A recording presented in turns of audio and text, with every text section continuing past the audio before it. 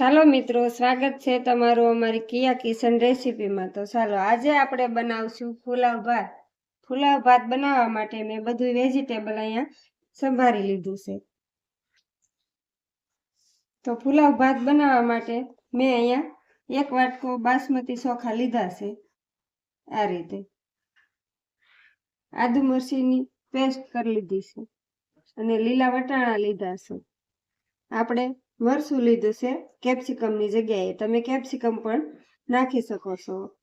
અને ટામેટા પણ 2 સુધારી લીધા છે મીડિયમ સાઈઝના, ને લીલું લસણ પણ લીધું છે, એને સંભાળી લીધું છે આ રીતે। અને બટાટાની ચિપ્સ આ રીતે કરી લીધી છે આપણે। અને કાંદા 2 લીધા છે મીડિયમ સાઈઝના, 2 કટિંગ કર્યા છે આ રીતે। લીલા ધાણા ને અડધું લીંબુ, ગાજર આપણે 1 નાનું સંભાળી લીધું છે। અને ફુલાવર આપણે શિયાળામાં બહુ સરસ આવે છે, એટલે ફુલાવ ભાતમાં સરસ લાગશે, સ્વાદમાં પણ સારું લાગે છે। અને આપણે વઘાર માટે લસણની કળી લીધી છે અને મીઠો લીમડો લીધો છે, તમાલપત્ર, બાદિયા અને લવિંગ પણ લીધા છે, 3 મરીના દાણા પણ લીધા છે।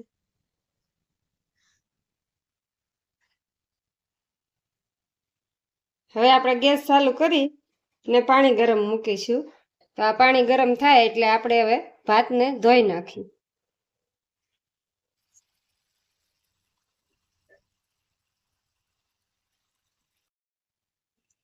તો ભાતને આપણે ધોઈ લીધા છે, હવે આપણે ગરમ પાણીમાં ઓરી દઈશું।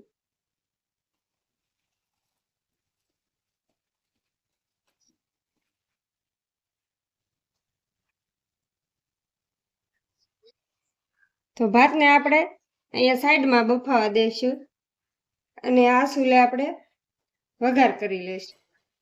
વેજીટેબલનો વઘાર કરી લઈએ, આપણા ભાત બફાઈ જાય ત્યાં।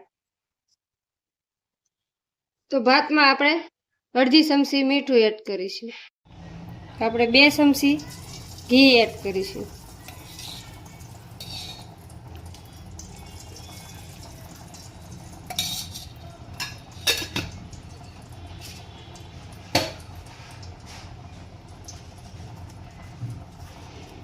હવે આપણે આખો મસાલો નાખીશું।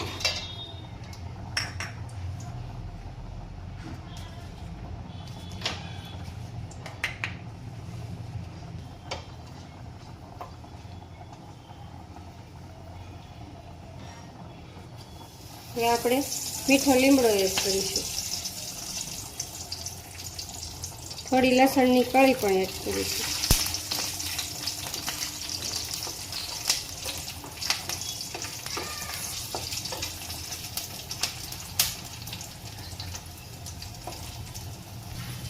હવે આપણે રાઈ એડ કરીશું,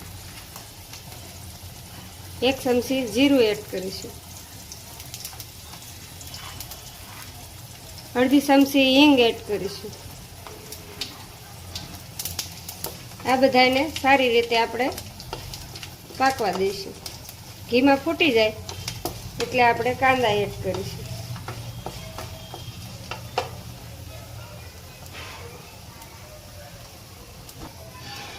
હવે આપણે કાંદા એડ કરીશું। કાંદાને આપણે સારી રીતે સાતળી લઈશું।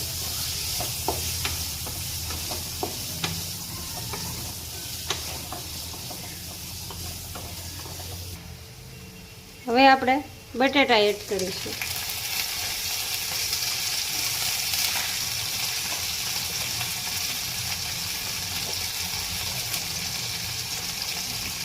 હવે આપણે ફુલાવર એડ કરીશું।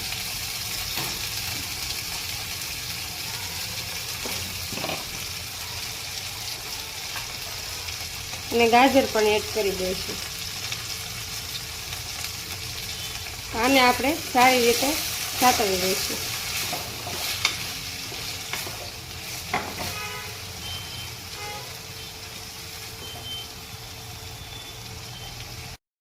હવે આપણે વટાણા એડ કરીશું, મરચાં, આદુ મરચી ને લસણની પેસ્ટ, અને ટમેટા, લીલું લસણ, આ બધું આપણે સાતળી લેવાનું છે.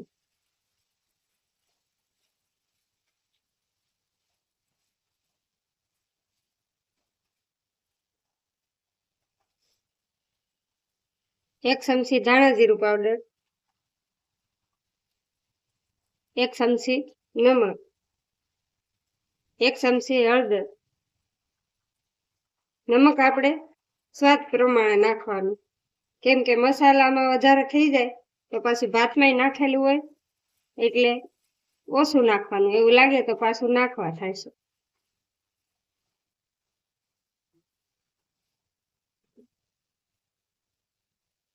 હવે આને 2 થી 3 મિનિટ સુધી આપણે ઢાંકી દઈશું.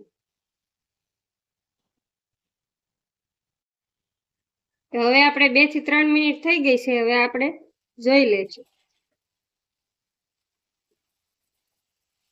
તો સરસ આપણા શાકભાજી ફ્રાય થઈ ગયા છે.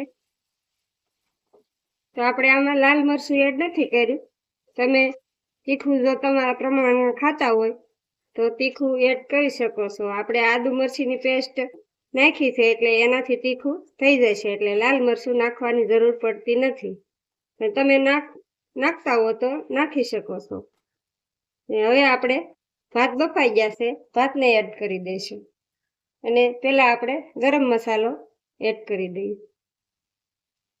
તમે અહીંયા પુલાવનો મસાલો આવે છે અલગથી, એ પણ એડ કરી શકો છો. મેં અહીંયા ગરમ મસાલો એડ કર્યો છે.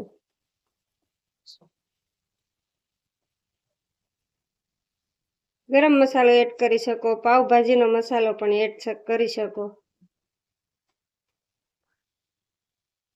અને આપણે પાણી નથી એડ કરવાનું.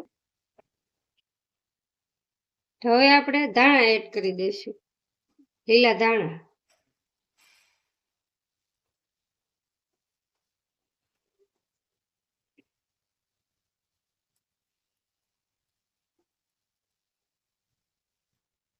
હવે આપણા ભાત પણ સરસ બફાઈ ગયા છે.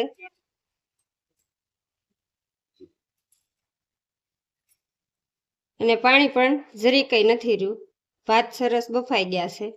હવે ભાત આપણે એડ કરવાના છે મસાલામાં. તો ભાતને આપણે નીચે ઉતારી લઈશું.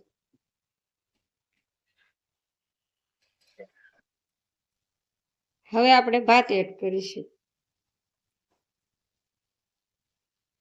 ભાત આપણા સરસ છૂટા છૂટા બફાણા છે.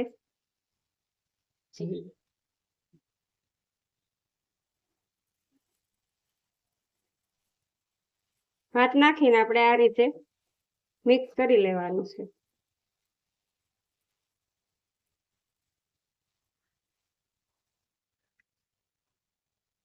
આ રીતે આપણે મિક્સ કરી લેવાનું છે.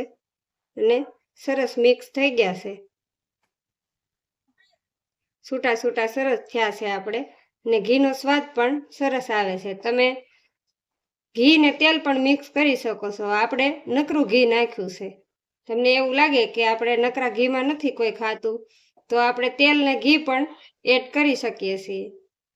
તો સરસ મજાના આપણા પુલાવ ભાત તૈયાર છે. તો તમને કેવી લાગી મારી રેસીપી? મારી રેસીપી તમને ગમી હોય તો લાઈક કરજો, શેર કરજો, સબસ્ક્રાઈબ કરવાનું ભૂલતા નહીં. કોમેન્ટ કરીને જણાવજો કેવા લાગ્યા મારા પુલાવ ભાત.